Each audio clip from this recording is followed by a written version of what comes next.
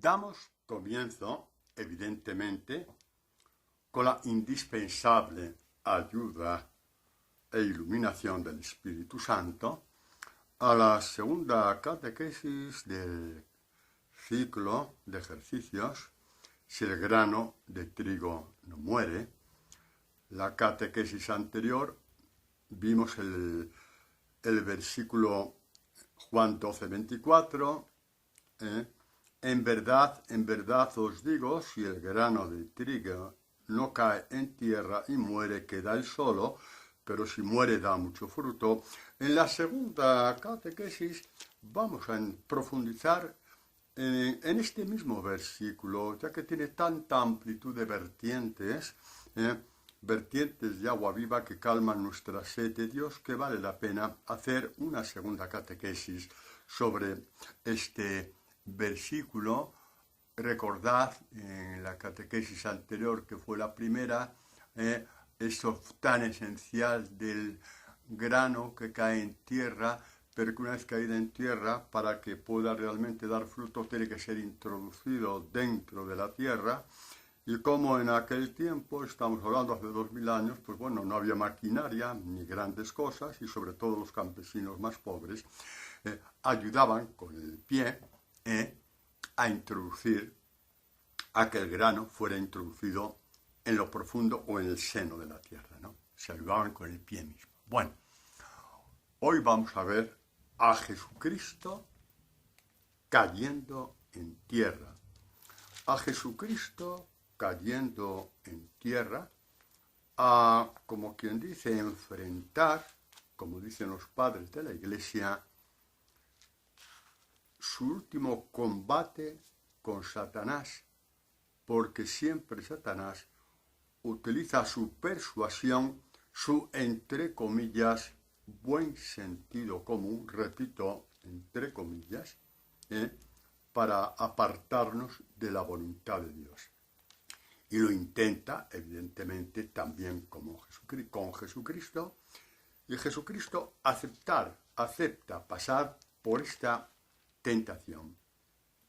Es lo que llaman los santos padres de la Iglesia, esta oración del huerto de los olivos, el combate definitivo de la fe de Jesucristo y nuestro, donde ya nos rendimos a la voluntad de Dios, por más que nos parezca, o el demonio hace que la veamos solamente desde el punto de vista de áspera, hiriente y evidentemente siempre en contra de nuestros intereses, cuando nuestros intereses van detrás de la vanidad, de la gloria y del honor y del poder de este mundo, que son las armas que tiene Satanás para seducirnos. Bueno, pues vamos a ver este texto, como os decía, de Jesús en el huerto de los olivos, siguiendo el Evangelio de Marcos. Vamos a leer al menos parte de este texto, ¿no?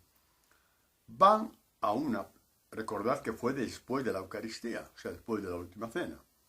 Y Jesús sabe que es allí donde Judas le va a entregar.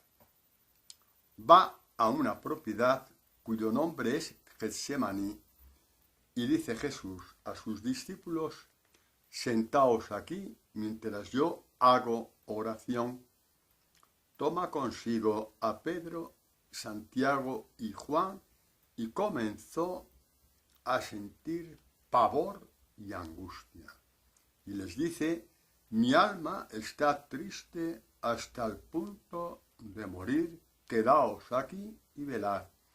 Y adelantándose un poco, caía en tierra y suplicaba que, a ser posible, pasara de él aquella hora, y decía: Abba, Padre, todo es posible para ti, aparta de mí esta copa, pero que no sea lo que yo quiero, sino lo que tú quieres.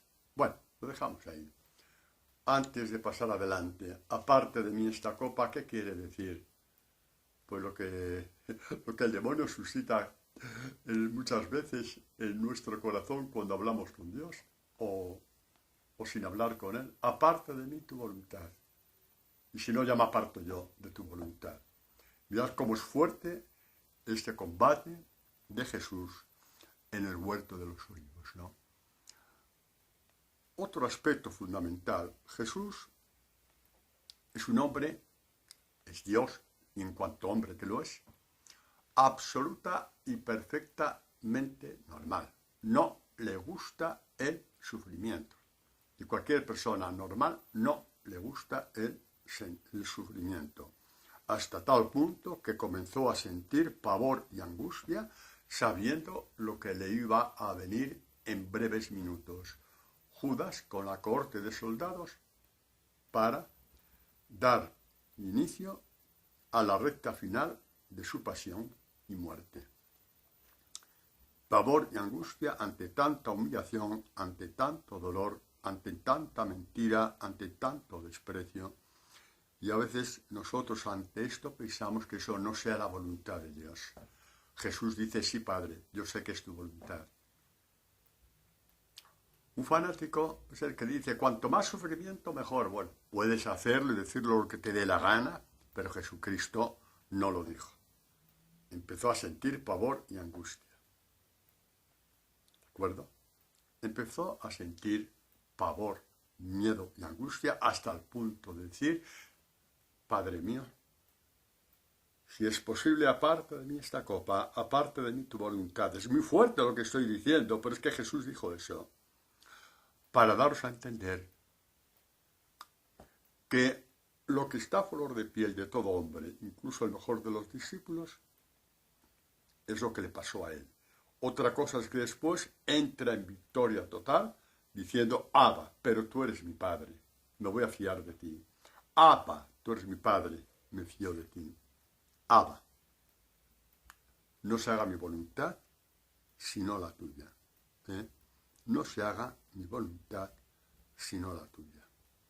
Ya sabéis, como dicen los otros textos de Mateo, etcétera, que Jesús, no, aquí lo dice también, sí, y adelantándose un poco, caía en tierra. Jesús cayó en tierra como el grano de trigo.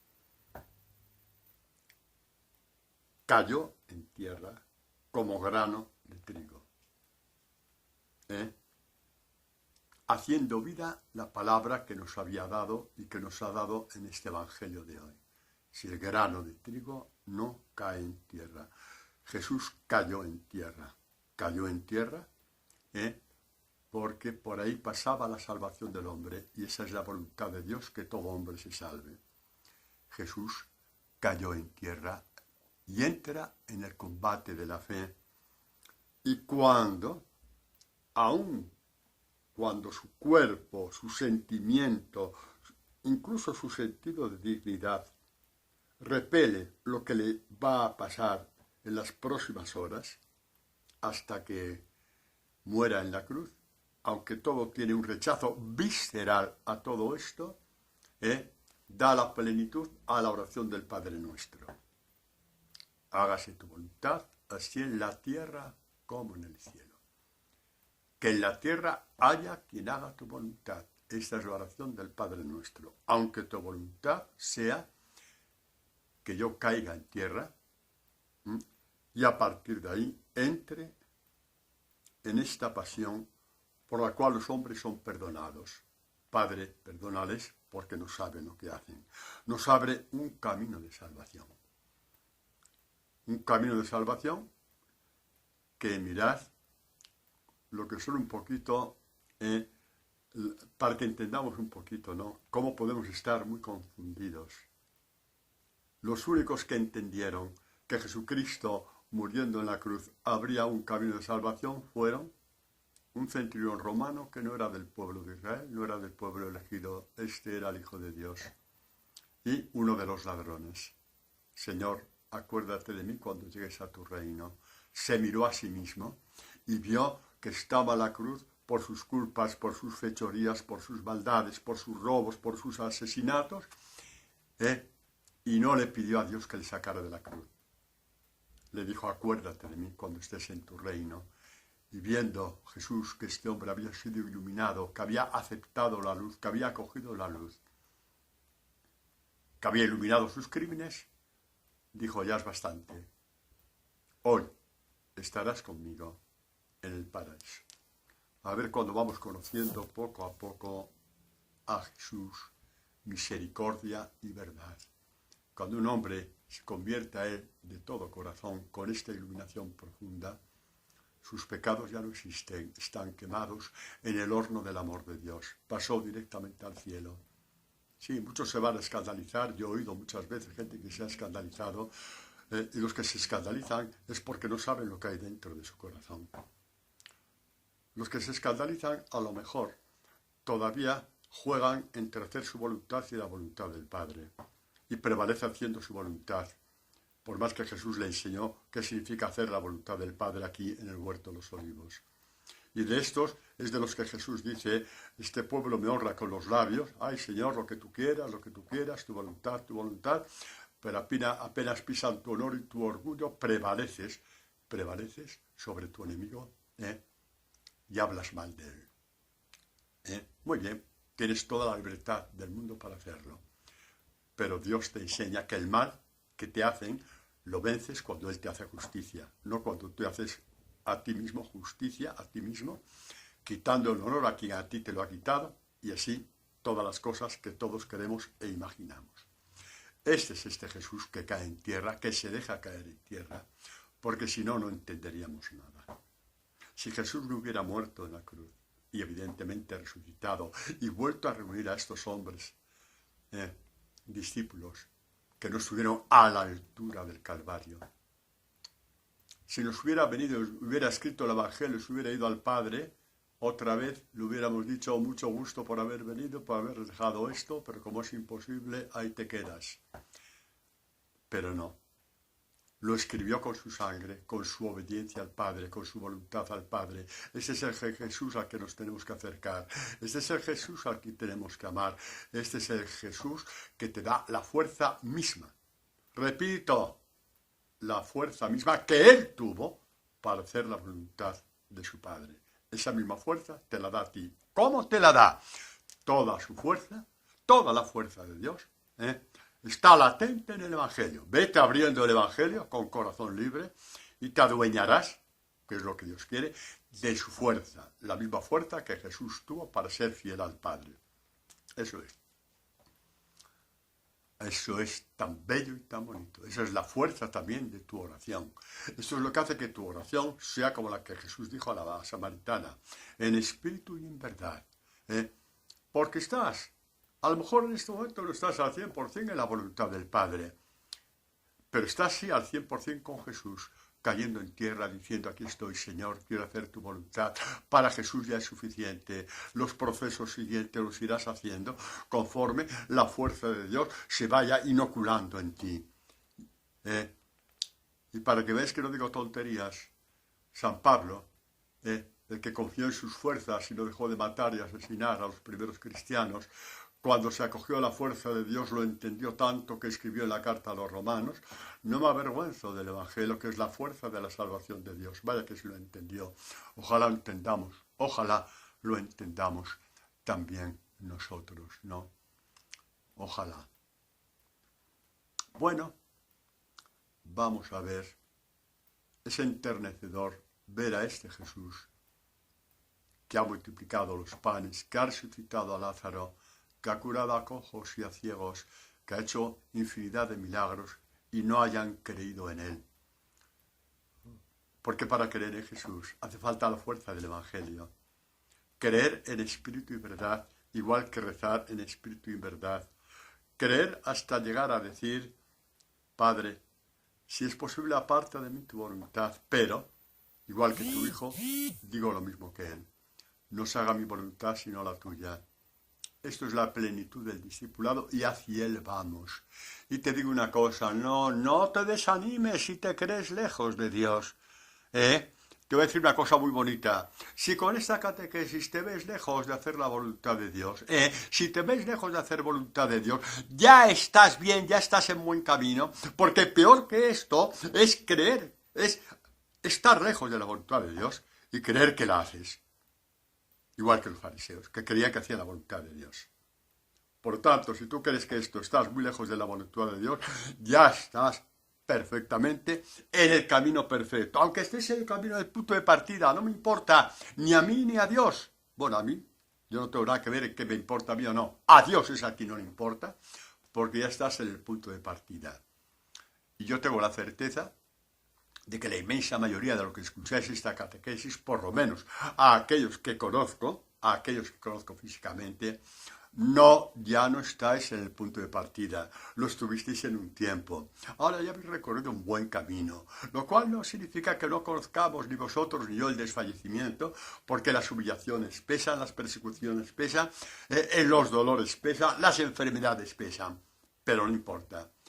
Ya habéis traspasado, digamos, la primera línea de meta, estáis en el buen camino, en el de hacer la voluntad de Dios sabiendo que no la hacíais. Esto es bellísimo.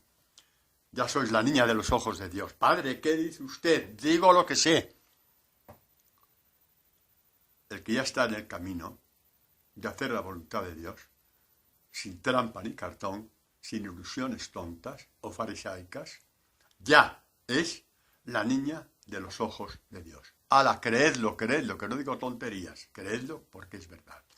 Ya estáis, digamos, en esta belleza infinita que es decir en el Padre Nuestro, hágase tu voluntad, así en la tierra como en el cielo, que es lo mismo que decir, hágase tu voluntad en el cielo y también en mí, que es lo que hizo Jesús en el huerto de los olivos, cuando, repito, como grano de trigo, cayó en tierra.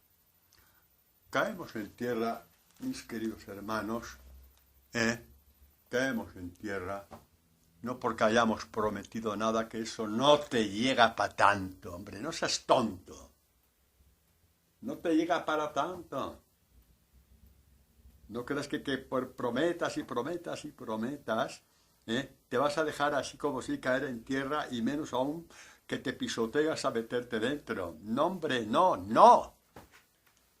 Tienes que tener, por ejemplo, decir un caso nada más, la fuerza que nos anuncia proféticamente el salmista cuando dice, Salmo 85, ¿Qué versículo? Hombre, si ya es mucho, ¿no? Coge el Salmo 85, léetelo bien. Versículo 12. La fidelidad brota de la tierra y la justicia mira desde el cielo.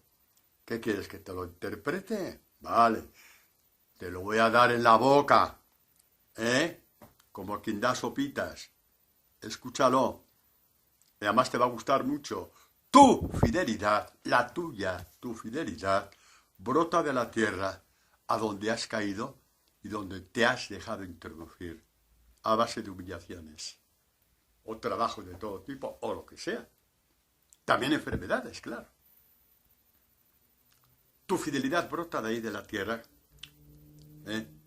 cuando todo eso te ha introducido dentro. Y la justicia, Dios te hará justicia. Dios te levantará con fruto. Dios te levantará con fruto. La justicia mira desde el cielo. Os voy a poner un caso, lo digo a veces con frecuencia en las catequesis orales, ¿no?, que doy aquí en Madrid. Y para muchos de vosotros quizá no me lo habéis oído, la inmensa mayoría. La justicia mira desde el cielo. ¿Os acordáis cuando murió Juan Pablo II? ¿Os acordáis, no? Los últimos años de la vida de San Pablo II fue el auténtico grano de trigo pisoteado en tierra. Se reían de él. Le criticaban, le juzgaban por su postura contra el aborto y contra todo lo demás, que bien lo sabemos, la píldora anticonceptiva. Se reían de él, le criticaban abiertamente,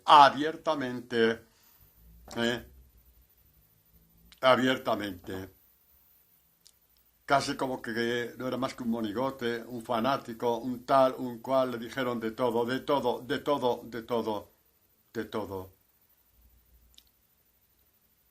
Y en los últimos días previos a su muerte, todos aquellos que hablaron mal de él se murieron de vergüenza al ver como toda Europa se puso en camino hacia Roma. Algunos desde Polonia, con más de 1000 kilómetros. De toda Italia, de España. Sí, muchos fueron en autobús, pero la mayoría fue andando. Y ya les dijeron, no vayáis porque ya no hay cómo ver el féretro de Juan Pablo II. Ya lleva 2 o 3 días. No nos importa, vamos igual. Es nuestro último homenaje a este hombre, a este santo. Tanto que tuvieron que pedir un permiso especial para tener el féretro, cosa que la ley prohibía, unos 2 o 3 días más. Los enemigos de Juan Pablo II, tantos y tantos y tantos auténticos chulos, perdonadme que diga esta palabra, auténticos chulos, hablando desde sus cátedras ficticias, se murieron de vergüenza y también de rabia, viendo cómo Dios hacía justicia a este hombre. A su modo la hará también contigo. Dios hace justicia de todos aquellos discípulos de su Hijo, que se dejan enterrar para dar fruto, porque ese fruto es para el mundo que le ha odiado. ¿Cuántos de los que se rieron de Juan Pablo II ese día se convirtieron y llenaron los confesionarios? Yo soy sacerdote y soy testigo de ello. No hablo por hablar. No hablo por hablar. Así hace Dios con los suyos. La fidelidad brota de la tierra, brota de ti que te has dejado enterrar, brota un amor desconocido hacia Dios, que nunca has tenido, una pasión que nunca has tenido, que además es una pasión inmortal. Te das cuenta de que Dios no te ha abandonado, te han abandonado los hombres, pero Dios no. Al final Dios, que es el único garante de tu resurrección, es el que no te abandona. Entonces has acertado al 100%, has acertado totalmente. Has hecho bien el combate de la fe, igual que lo hizo Jesucristo, lo hizo por ti ese combate de la fe. Hizo ese combate de la fe para que el mundo creyera. Y cuando repito, este ladrón asesino se convirtió porque dejó que la luz de Dios entrara dentro de él y no justificó ninguno de sus pecados. ¡Ay, el gran tentación de Satanás! Que justifique lo que has hecho, que justifique por qué has hecho esto, por qué has robado, por qué has engañado a tu mujer, a tu marido, por qué. Cuando lo justificas porque no te quieren, porque te han salido mal las cosas, porque estás nervioso, porque tal y cual, ¡ay! Estás como el mal ladrón que nunca cogió la luz de Jesús. El buen ladrón lo aceptó. Y luego el centurión romano y aquel pueblo insensato y cobarde,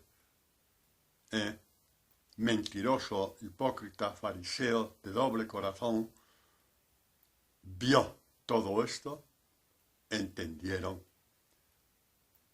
que Jesús era Dios. Por eso dice San Lucas que se volvieron a su casa golpeándose el pecho, avergonzados. Ya tenían la semilla de la conversión, muy probablemente muchos de ellos fueron los que se convirtieron el día de Pentecostés, después de la catequesis de Pedro, tal como leemos en el capítulo 2, 2, de los Hechos de los Apóstoles. El que queráis, 2 o 3, no voy a ponerme yo a mirar ahora, ¿vale? Adelante. Bueno, pues seguimos adelante, muy bien. Dios te hace justicia. ¿Qué significa que Dios te hace justicia? Que cuando estás en lo profundo de la tierra, abre bien los ojos, porque Dios te está arropando. Te está arropando el cariño de Dios. Te está arropando el abrazo de Dios. Te está arropando el amor de Dios. Te está arropando la verdad de Dios. Te está arropando la luz de Dios. Y aunque sigues sintiendo el dolor, hay una fuerza en ti que te dice, este es el camino, he acertado. Este es mi Padre a quien yo quería conocer.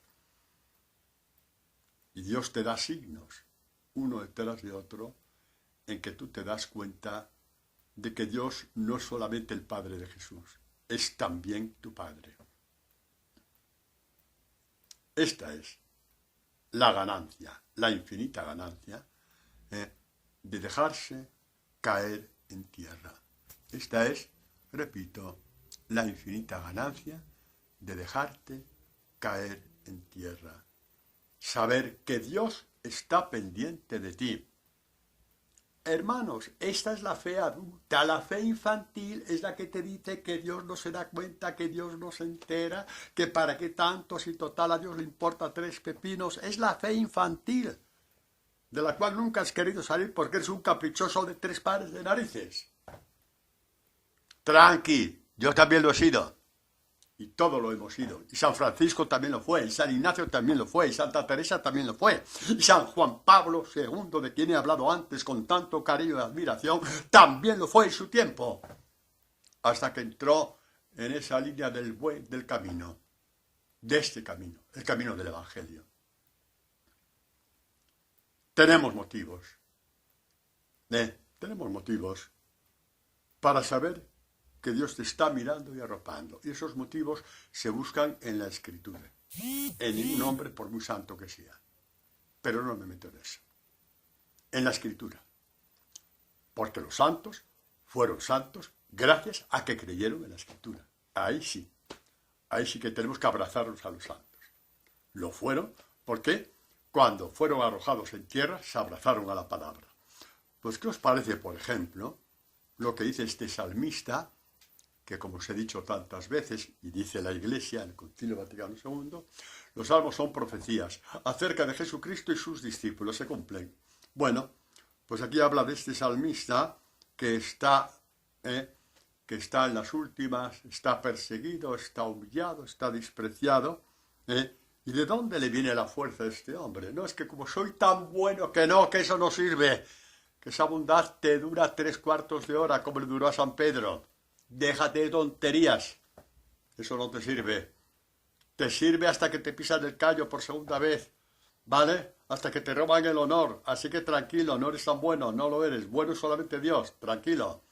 Y los discípulos que crecen a la altura de Jesucristo, como dice San Pablo.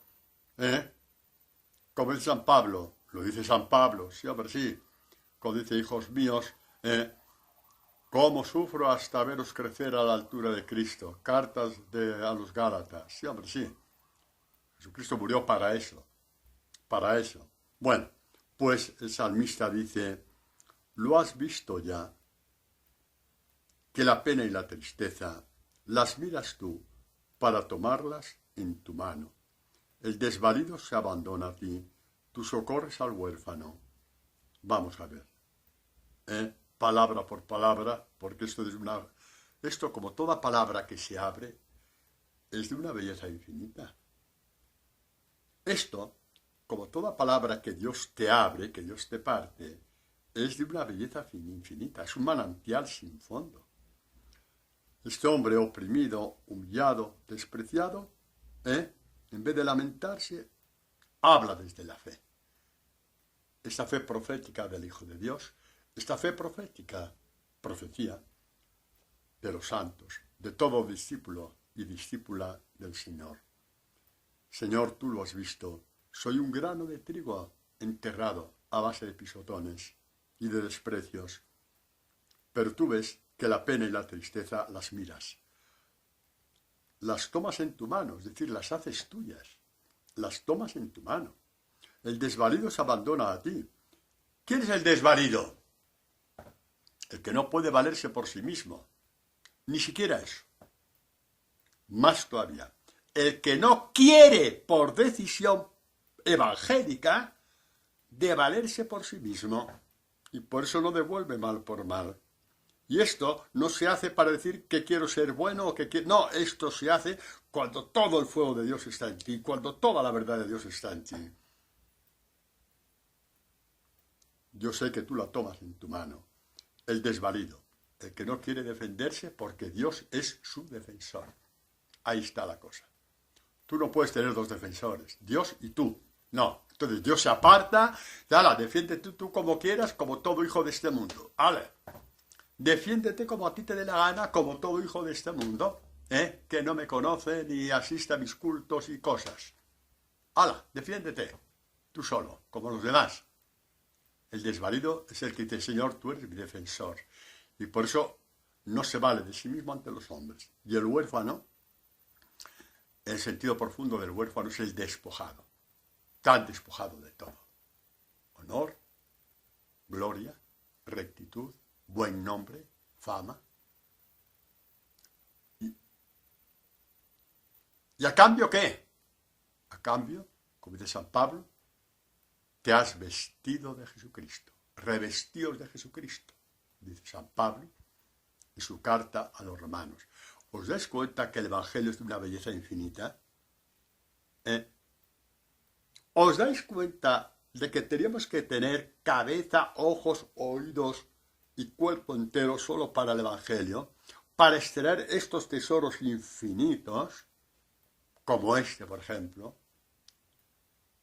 Acepta ser despojado, no porque eres muy buenecito, déjate de tonterías que no lo eres, sino para que se cumpla en ti la promesa de la palabra. Revestíos de Cristo. Vestíos de Jesucristo. Vestíos del manto del Evangelio.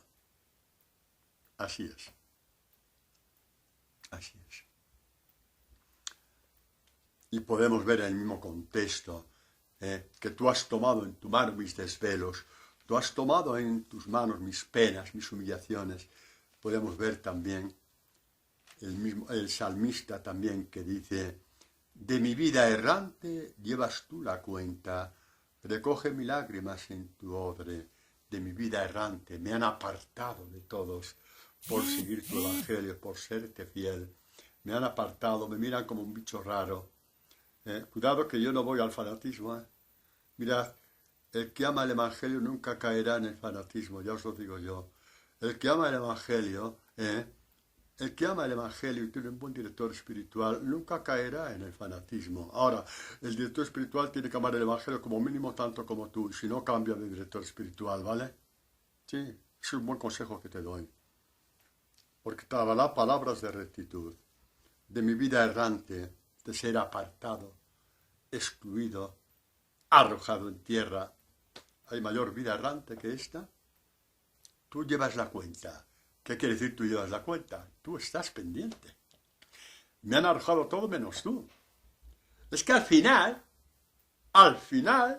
estás tan pendiente de mí, que es estar en lo profundo de la tierra.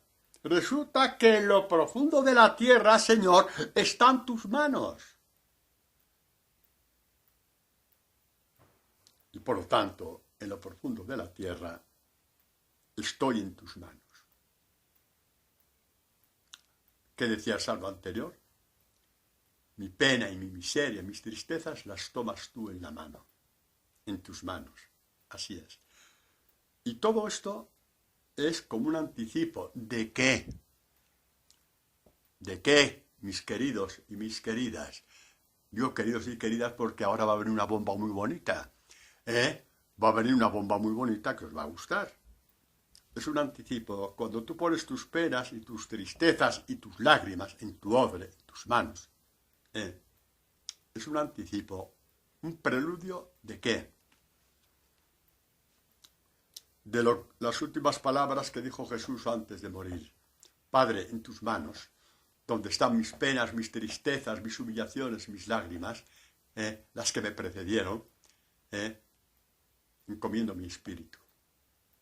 Sí, tu espíritu se acopla a las manos del Señor en el momento preciso. ¿Te parece poco esta promesa?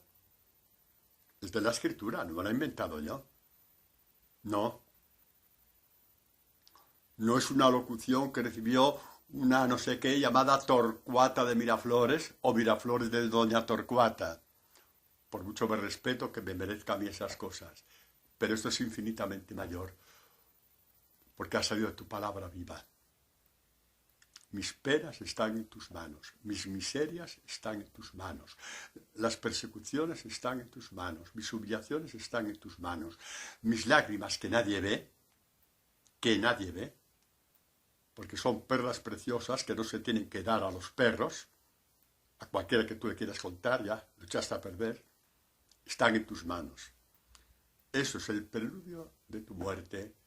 Puedes decir con toda autoridad, Padre, tú que has mirado todo esto y lo tienes en tus manos, allá voy. En tus manos encomiendo mi espíritu.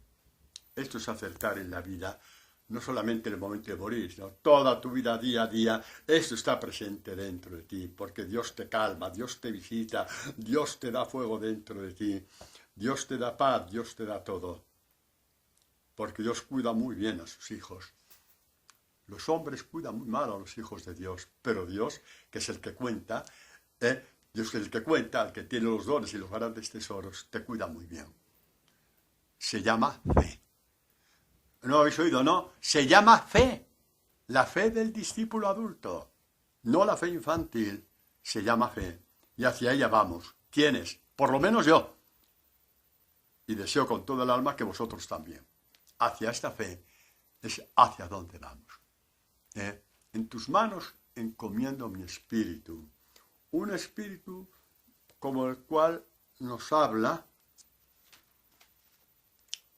el rey David en Salmo 51. El sacrificio a Dios es un espíritu quebrantado por tantas humillaciones. Un espíritu quebrantado también al ver los pecados que han anidado dentro de ti y los desprecias esos pecados como lo despreció el ladrón. Este espíritu quebrantado por los golpes de los demás, por tantas heridas a causa de tu ser discípulo del Señor. Este espíritu quebrantado del cual nos habla también el profeta Isaías cuando dice que así dice el excelso y el sublime, es decir, Dios, excelso y sublime con mayúscula, el que vive por siempre, cuyo nombre es santo. En lo excelso y sagrado yo vivo y estoy también con el humillado y abatido de espíritu. Ahí estás tú, estás yo. Ahora, te puedes defender a capa y espada contra los que te hacen daño. Oye, eres totalmente libre para hacerlo y tienes tu derecho para hacerlo. Pero lo de ser discípulo del Señor, ni lo huelas, porque estás de espaldas. Y no te estoy juzgando.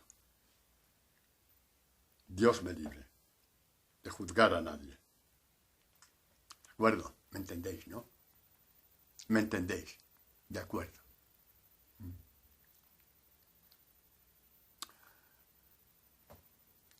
¿Y cómo no mirar en este momento a María nuestra Madre al pie de la cruz? Él crucificado y ella con el espíritu atravesado, porque todos los desprecios hacia Jesús fueron hacia ella, todas las humillaciones contra Jesús fueron contra ella. Se lo había anunciado proféticamente el anciano Simeón cuando los padres de Jesús, José y María, llevaron a Jesús al templo en la presentación.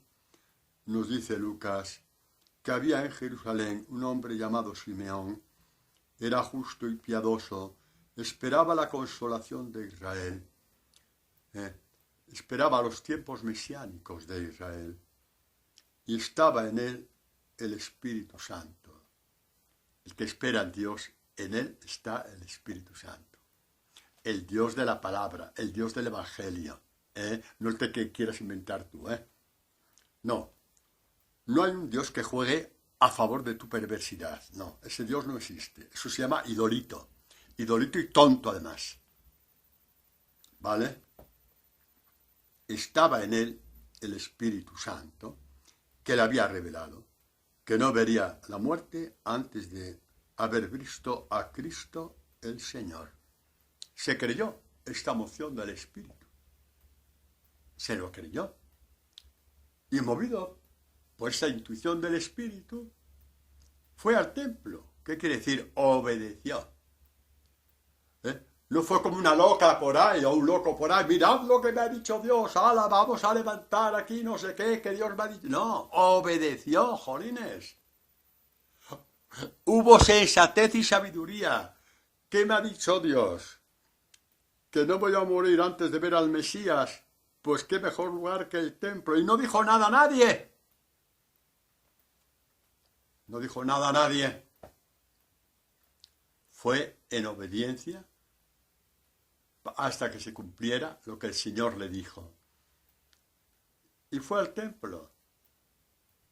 Posiblemente ese día habría, como cuando hay bautizos comunitarios, 10, 20, 30 parejas con sus hijos, 30 matrimonios con sus hijos, presentando a sus hijos al templo. Y Simeón se acercó a Jesús igual, porque había obedecido. Dios fue cumpliendo en él su promesa y le hizo de llegar hasta Jesús. Y cuando cogió a Jesús en sus brazos, dijo, ya me puedo morir, Señor. No he vivido en vano. Ya me puedo morir. Mi vida ha tenido un éxito total. Muero con Dios en mis brazos. Qué forma más bonita de morir, ¿no? Padre, ¿y cómo puedo morir yo con Dios en mis brazos? ¿Me compro un niño de Jesús de escayola? Pues cómpratelo si quieres. Nosotros tenemos uno aquí en nuestra capilla que lo ponemos el día de Navidad y es precioso. Pero a eso no se refiere el Evangelio. Se trata de vivir abrazado al Evangelio. Porque que viva abrazado al Evangelio tiene a Dios en sus brazos. ¡Ay, Padre, qué bonito! Mira, ni bonito ni leñes. O se cree o no se cree. No estamos hablando de bonito o no bonito, por más que sea bonito. Lo que pasa es que la palabra bonito es infinitamente pequeña para expresar la realidad de lo que supone tener a Dios en brazos. El que vive abrazado a Dios. El que vive abrazado a Dios, hay una comunión de abrazos. Sí, ¿en qué sentido? En que Dios está recostado en ti por medio de su palabra y que tú has llegado ya a ser discípulo amado, el que en la última cena se recostó en el pecho de Jesús. El pecho en la Escritura significa la sede de la sabiduría, la sede de la palabra, que del corazón va hacia la boca y se predica. Padre, no sabía que era tan bonita la Escritura, tan bonito el Evangelio.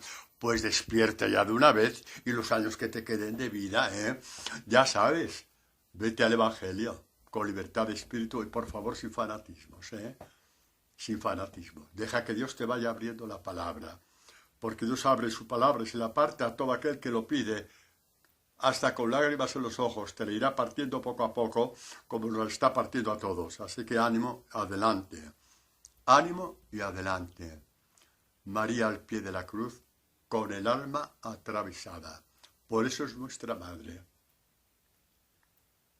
Es madre, alcanza la plenitud de madre con todos aquellos discípulos que, al igual que ella, tienen el alma y el corazón atravesado por una espada, la espada del odio y del desprecio de este mundo, que va detrás de otra sabiduría que no tiene que ver nada con la sabiduría de Dios, detrás de otra gloria que no tiene que ver nada con la gloria de Dios.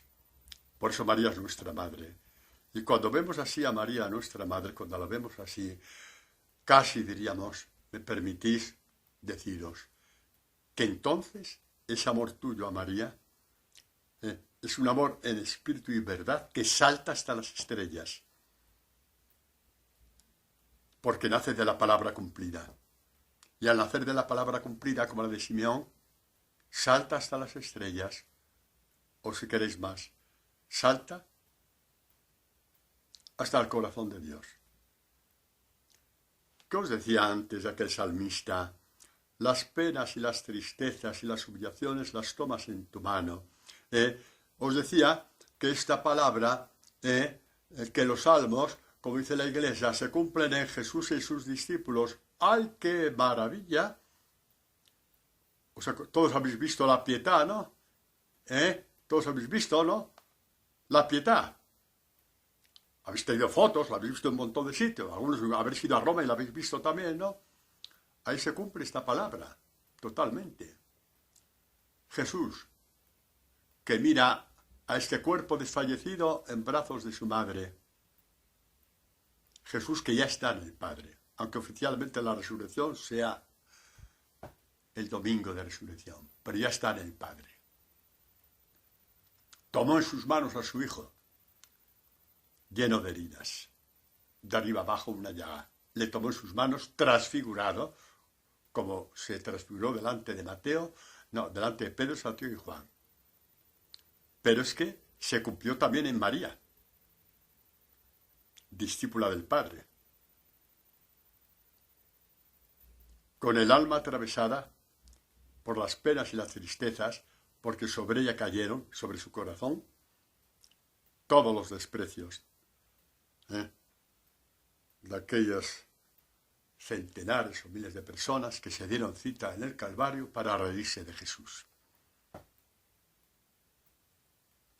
En el Calvario se cumplió ese salmo, en Jesús y en sus discípulos, en nuestra Madre, en María, discípula del Padre. ¿Qué os gusta? Pues mira, hay cosas infinitamente más bellas que estas en el Evangelio. No os las perdáis. No os las perdáis. Pero dice el Señor, penetrar el Evangelio, entrar en el brazo del Evangelio. ¿Y qué pasa cuando una palabra no la entendéis? La recogéis igual, ya se irá abriendo poco a poco, porque la fidelidad Dios abre sus palabras a sus mejores hijos. Así que tranquilos, adelante, no tengáis miedo, no tengáis miedo. Este es nuestro Dios, este es nuestro Dios.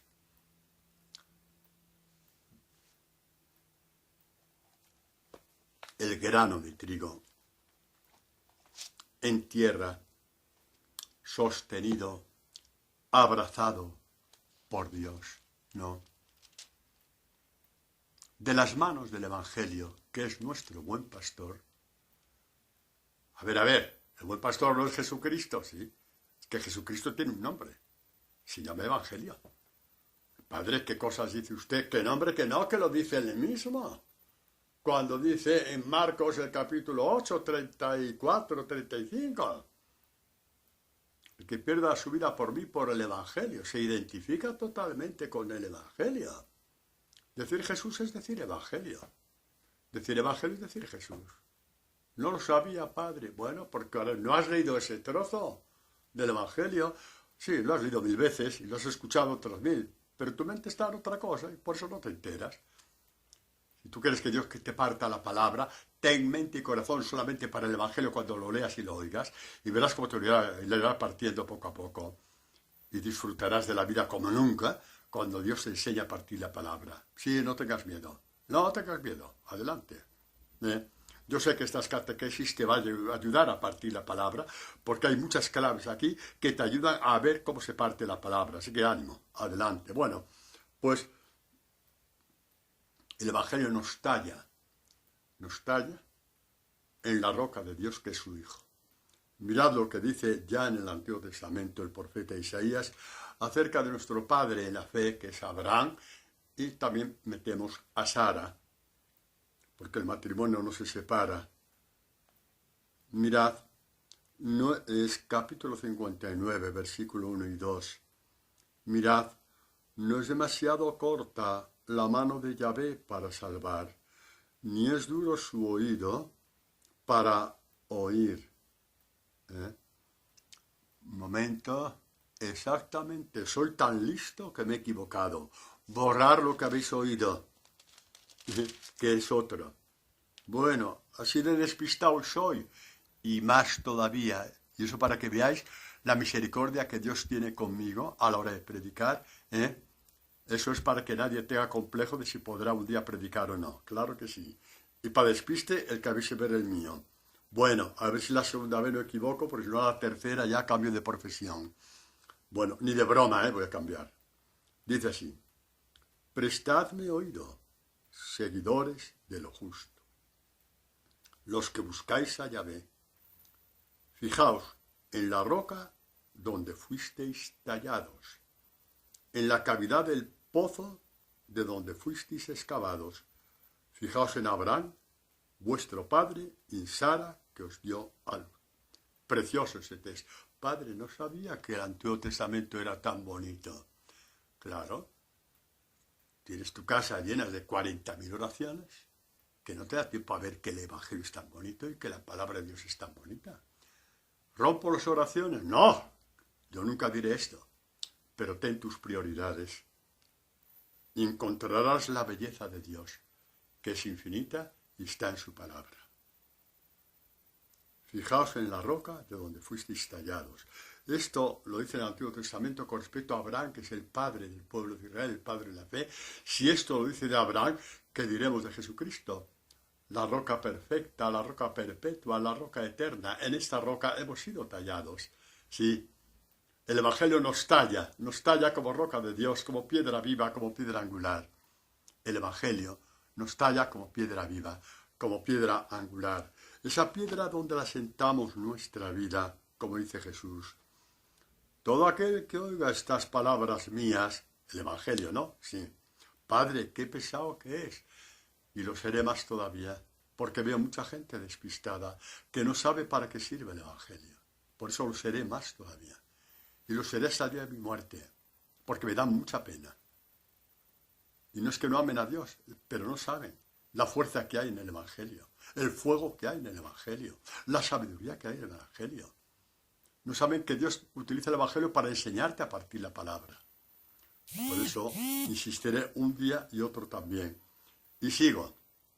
Así pues, todo el que oiga estas palabras mías y las ponga en práctica, será como el hombre prudente que edificó su casa sobre la roca.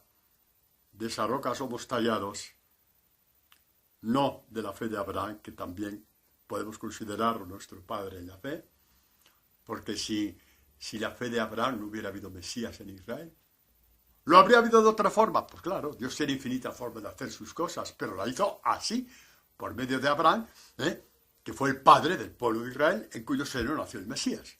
Vale, pues seguimos. Edificó su casa sobre la roca, sobre el Evangelio de Jesús. Y soplaron los vientos. Cayó la lluvia, vinieron los torrentes, soplaron los vientos. Te metieron en tierra, te humillaron, te introdujeron dentro, te escupieron incluso en la tierra que te habían enterrado. Y diste fruto. El fruto que agrada a Dios. El fruto que es la garantía de tu vida eterna.